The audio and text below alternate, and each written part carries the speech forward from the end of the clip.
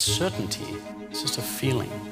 And what we're saying is, I want to feel better. That's what we're saying. If you're looking for certainty, here is an exercise. Sit down on your own with a pad of paper and go back to your very first accomplishment and write out a timeline of boasting things of which you are extremely proud. When you get to the end of that list, let it sit for a moment and then go back and read it again. And you will see what a profound success your life has been.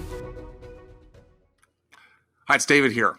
Back to you with week number 2 with my conversation with Mr. Alistair McDonald. This is inside a Freedom Founders recent meeting where we had a great conversation from the stage and you're getting a chance to listen into it. We did week 1, the first segment last week, so if you missed that one, go back and catch it because you'll want to tie these two together. On this week, we discussed moving into the economy, the quest for, again, certainty, the fact that you are the nexus for your own sovereignty. That is, people are always looking for someone else to plug into, someone else to carry the weight, and the fact that even though there's uncertainty in the world today, we have to realize that we have our own experiences and we have to learn how to mine those experiences and realize there is never absolute certainty. Nobody has it. We can certainly gain wisdom and a pathway from other people, but we, in the end, have to depend upon ourselves and trust ourselves. Wayne Gretzky, one of the greatest hockey players of all time, never skated to the puck. He always skated to where he knew the puck was going. He avoided a lot of drag, a lot of collisions, a lot of hitting on the boards by understanding that principle. How can we do the same thing in our lives, in our businesses, and with the economy? Where is that puck going? Are we going to have deflation, inflation, maybe stagflation like we had back in the 70s? Realize that your business, as long as you have a business, is going to be your best hedge against a volatile economy, better than any other investment you can make. So as long as you have that business, realize that it's going to help carry you through, but there are certain things you have to do to maintain the viability of that business. In the end, it's all about having cash flow, revenue streams. That's what a business is about. That's what investments are about. So when you learn to focus on that aspect, revenue streams, yes, growth is great, but it's the revenue streams from that equity, from that value that actually pays the bills and carries us on into our later years when we maybe don't want to have to continue to trade time for dollars in a particular business. We also talked about what we call or term the abdication models. Abdicating your money, your capital, your investments outside of your business to other people. That's no longer a model that can work if it ever did. And finally, we touched on the fact that there's tons of information out there, so much information that no one can curate all of it. But it's really not information unless there's some surprise attached to it. I think you'll really enjoy this session with Mr. Alistair McDonald. Let me know what you think. See you next time. All right, let's move into a little bit more about the economy and the markets. Anybody want to hear about that? No? Okay, we'll skip. No, I know you do. So let's talk about growing up, Rhodesia, Zimbabwe, and the immense amount of economic and political chaos, volatility, disparity between the haves and have-nots, kind of relevant to where we are today in this country. You've lived through it, you've experienced it.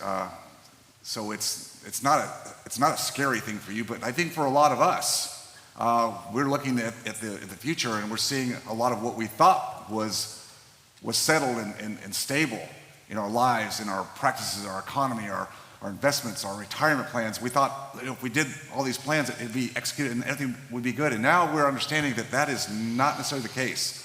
We need to, again, understand that there's new frontiers. And so what lessons did you learn that you use today that you might give to us? Because as I alluded to last night, I think we're looking at a lot of volatility ahead. Mm-hmm. Up, down, sideways, so many things happening. How do we look at that? How do we deal with that for people like us that want more certainty in our lives? Yeah, I love that. And I love that it's a common struggle for a lot of the individuals right now, business owners right now, this quest for certainty.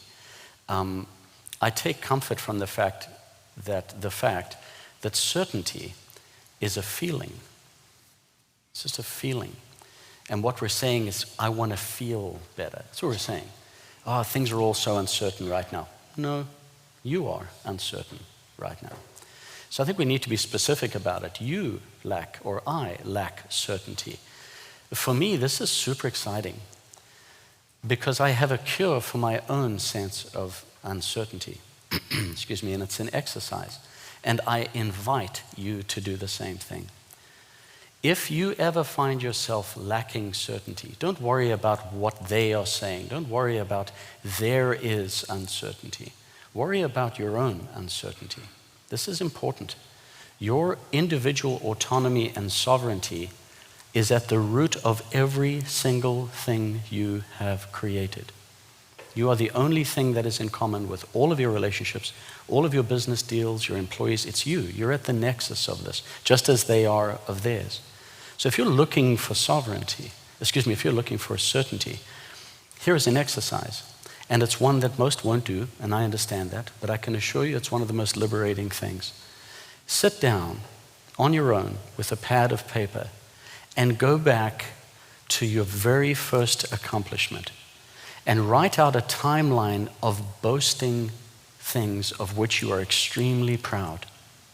Things that you're proud of. No one can ever read this list so that it's not edited. How many of us wish we journaled more, but we're worried about our spouse reading our journal? Whoops. This is me. All right. I was just, a friend of mine said he was. So we edit ourselves because we don't want, it's, as Jung called it, the shadow. There's the shadow side of us. In this case, the shadow side, things that you're super proud of. You're secretly proud of. We don't want to be proud of ourselves because we see it done badly as arrogance. But you have to be proud of what you've done, because if you're not, why keep going? In the root of pride is a sense of confidence that I can do more of this. So if you sit down, you go back to that piano recital that you won at age 5, and how you did through school, the landings you stuck, the spouse that you were able to snag, whatever it is that is a source of real personal pride and accomplishment. Knowing that nobody will ever see this. When you get to the end of that list, let it sit for a moment and then go back and read it again. And you will see what a profound success your life has been in the face of untold uncertainty. And then we get to ask ourselves, based on this track record, whose money should mine be on? It should be on me. Look at the environments and the contexts. Some of us have lived through incredibly difficult times, brutal divorces, violent social upheaval, dislocations of marketplaces, interest rates at 22% when I was starting my business. I've survived all of those things. And what was the one commonality throughout every single one of those experiences? Uncertainty. I was uncertain the whole way.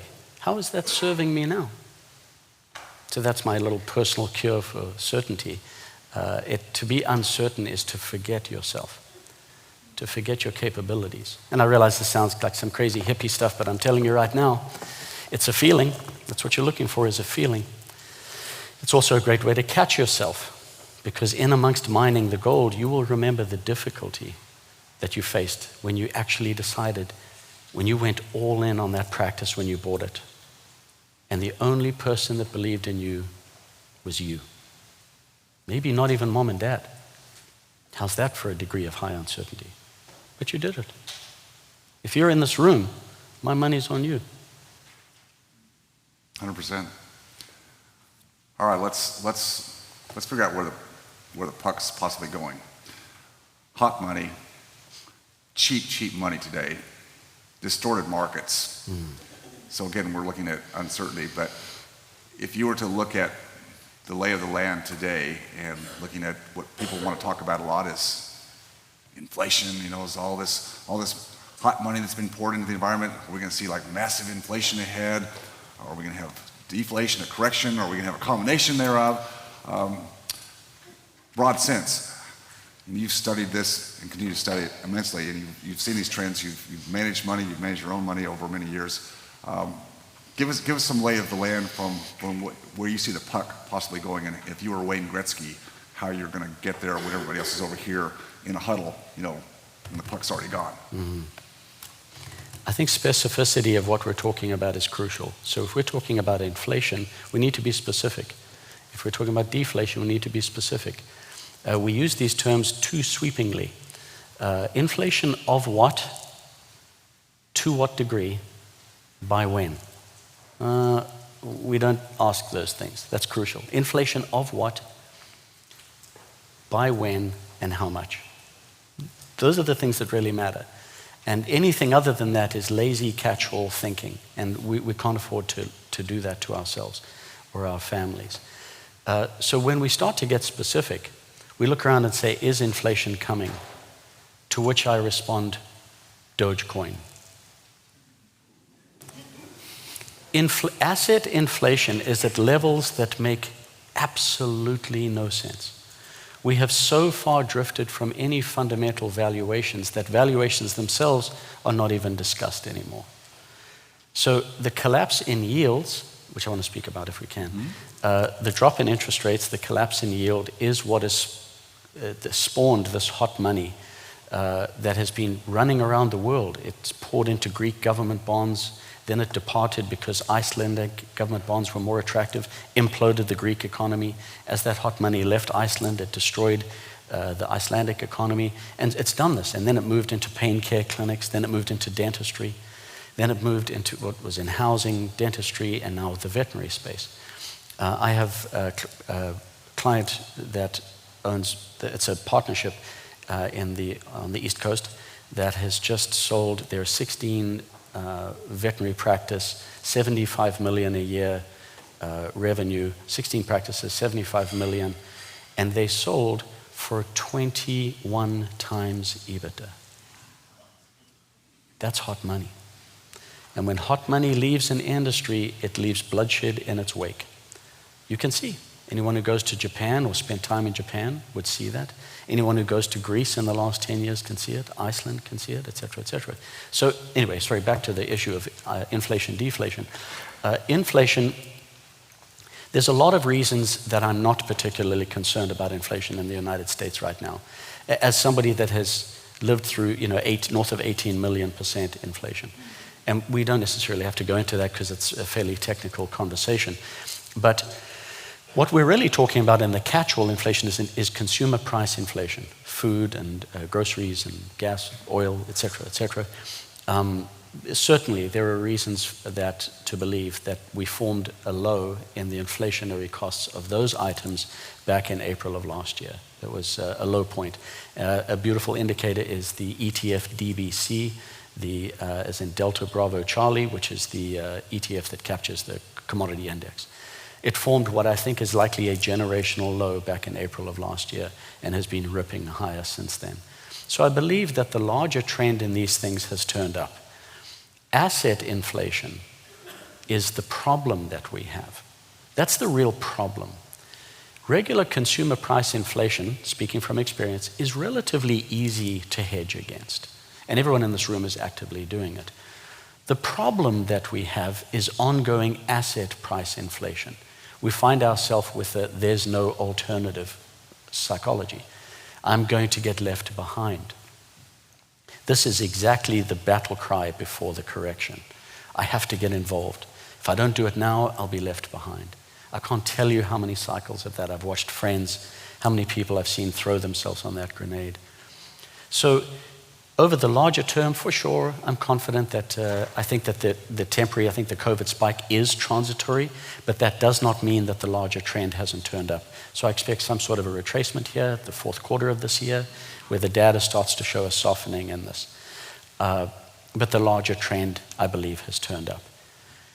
The largest risk, why am I not worried about inflation? I'm worried about inflation, but not quite as much. It's a little easier to manage. The real risk is the opposite, which is deflation. Now no one's talking about this. One of the reasons why I'm not that concerned about inflation, everyone's talking about inflation. Increasingly, just in the last couple of weeks, you see a spike of it. So again, I've never seen the herd say, hey, look out for this thing, and us say, oh, we all got beautifully prepared for it. It just hasn't happened in my life. So the real risk, I think, is deflation. Again, we have to ask ourselves of what, by how much, and by when. Asset deflation. Asset deflation is the largest risk to the average investor in the United States, I believe, and even around the world. And that will be signaled by the credit markets. Watching the spread between high quality and low quality bonds is going to be the canary in the coal mine. While much has been made about the amount of money that's been printed, most of it is not printed. Very little of it is printed. I don't really care if 10 new dollars have been created of actual greenbacks, if $1,000 of credit has been levered off of it. That's what worries me. That's a big problem. So asset deflation, I think, is the largest risk that we face. I'm not so concerned about consumer price deflation. That's great.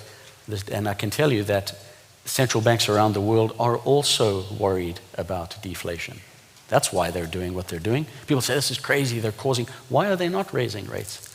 Why are they not tightening up credit? Because they know that deflation is a beast with no master. Deflation is where money actually becomes worth something. And perversely, paradoxically, we're not ready for that. In case you think that credit is money, which it's not, credit is not money. And if you don't believe me, try paying your taxes with your credit card. They want the real stuff. Credit is not money. And the gap between money and the explosion of credit is what has my attention right now. So one of the best hedges, I think, against uncertainty of the markets, inflation, deflation, is to have a solid business of some kind, or businesses, because, well, I have control of that. Outside of that, then we can have our investments that maybe we're not actively involved in, but as we do here in alternatives. We talk about the fact that when we're looking at asset valuation, just as you sold your veterinary hospital or others are exiting certain business assets, there's an EBITDA number, but it's based on revenue, profit, cash flow. We have the opportunity, being involved as we do in our businesses and our investments, to look at that and to, for ourselves, ascertain, well, what's the sustainability of the revenue in different situations? Where am I at risk? Running a SWOT analysis, but where am I at risk? Managing that asset, those assets. So can you tie in what you just said to what I know everybody else is thinking about? Well, many still have their practices. Many have exited and are not looking to go back into business per se, but they want to be better orchestrators of their financial future through relationships, collaborations, which I know you're a big fan of, right people, right place. So how could they look at hedging through the eyes of a business owner or an active passive investor in what they're learning how to do? Yeah. In my case, the decision to sell my veterinary hospital, I know what it's worth to me. And I know that replicating that income is going to be very difficult to do, just like it is for some of us selling our practices, dental practices. It's going to be very hard to do. But it's not that hard to do the math and say to myself, okay, given the demographics in this particular town, I've got a practice that is one doctor away from being the largest in the city I live in. And certainly there's other things we could do. There's ancillary services and so forth. There's stuff we deliberately don't do. And I could see further income growth by holding on to it. But that income growth would top at about 8 times what it currently is, maybe 6 to 8 times. These people want to pay me 15 times that. So basically 15 years of future income they will give to me now, plus participation at 10 and 11 times any EBITDA growth over the next couple of years. So what I've done is, not me, but what this perspective can do, it's not always just the idea. I can get an advance check today of 15 years of future labor and have a floor underneath those assets and still participate at 10 and 11 times the EBITDA growth over the next couple of years, which is greater than the calculated known by the person that built it 6 to 8 times that I would get. It makes no sense for me to continue to own this business. It's worth more sold than it is held, much like Bitcoin, in my opinion. So what is it that we do? Well, the difference in the dental space, why am I not trying to sell my dental practice? Because those multiples are only coming in at about 5.5 right now, 5 times EBITDA. That's not really that compelling. At that sort of a premium, we could do better off just getting that predictability of known income. That's where everything ends. Everything ends at income. And this is one of the things that nobody does better than you. It has to come down to income. You could sell your practice for 10 million, and it's currently making you 1.5 in income. Where are you going to go to get that? So you'll know your own situation, but paying attention to cash flow. Then what do we do? So we want this income. Well, then I would encourage you to think about how you can build the kind of business that you can't. You can't jump in and do the dentistry. If I had to jump in and do a surgery on the vet hospital, just euthanize it. Just euthanize. Finished. That's a one treatment plan only? It is, yeah. We have this, this is the most American thing I've ever seen in my life. The euthanasia medication that's used in a vet hospital, and my condolences for those of you who have lost a pet, it's not to make a jest of that. It's called, we call it blue juice. It's this blue bottle of stuff, and it's called Fatal Plus. And that's like, we don't just have models, we have supermodels. We don't just have, it's not just enough that it's fatal, but it's Fatal Plus. It'll kill the goodness out of you. Like it's just there. And so for short, it would just be, Alistair's scrubbing in for surgery, and one of the techs will yell out, "Get the blue juice!" So, but the point that bringing that up is to think about how it is that you can move into the real role that you have in your practice.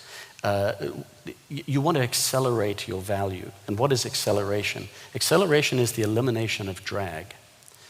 If you are a practicing doc, the drag on your income is actually the physical dentistry that you do.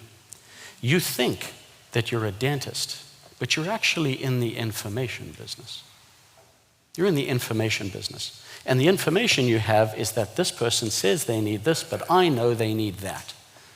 And the drag that you add to is in the delivery of that thinking that it has to be done with your hands. You want to speed up your progress? Eliminate drag. For me, it was never an option. And there were some, bed sweat nights early on with the practice when a doc is sick and can't come in. And I have to stitch together the reputation and the patient's need because we can't see you tomorrow because the hippie vet is, I don't know, taking a big bong hit last night and can't come in. Not an option. So if you can free yourself, and that requires huge discipline. It requires real discipline to do, but like anything that's really takes discipline, it's worth doing. So it's all about income, and to the extent that you are able to replicate 70% of your income, and simultaneously build out exactly as we work on doing here, a supplemental income that replaces it. I mean, that's the holy grail. No one does better. And those are skill sets that we're not taught or shown to focus on. Those outside skill sets, outside of our technical abilities, which is what we spend all the time going to school for, and training and licensure and credentialing, and then the CE on top of that, so we can become more efficient and do higher level procedures. Well, it's like the artist. I mean, there's a part of that like if it satiates a need to provide that service, that's great, right? But separating that from the drag, which is, I've been there that way. Well, same thing with my investment portfolio. Again, did it myself for many years. And I mean, nothing wrong with that. Nothing wrong with that. Building my rental portfolio while I had the practice, but I don't want the drag anymore. So exited the practice for reasons other than drag, my daughter's situation. But my investments, I don't go out and hunt and chase my own properties. I have experts here that I've reduced that drag Perfect. by building the relationships. And I mean, there's a lot that goes into that. You talk a lot about that with your group. I mean, you don't just walk into a relationship with a new staff member or associate, potential partner. There's a lot to be done on the front end, but that's why we're here, to build that. So I think your point about reducing drag is a big one. And for a lot of us that were trained the opposite way, it's all about us. That's a hard one to break. Yeah. Our trusted advisors here, our honored guests, are way ahead of us on that path, but that's why I love having them here. I and all of us can follow the lead and start to give ourselves permission to think differently, and therefore when we think differently, then we can start to act differently without the fear of failure. Yeah. Would you say? Absolutely. If you enjoyed watching or learning from this video, please leave a like and subscribe to my channel for more content. If you have a question about any of my content or this specific video, just please leave a comment down below. And as always, stay focused on your freedom. I'll see you next time.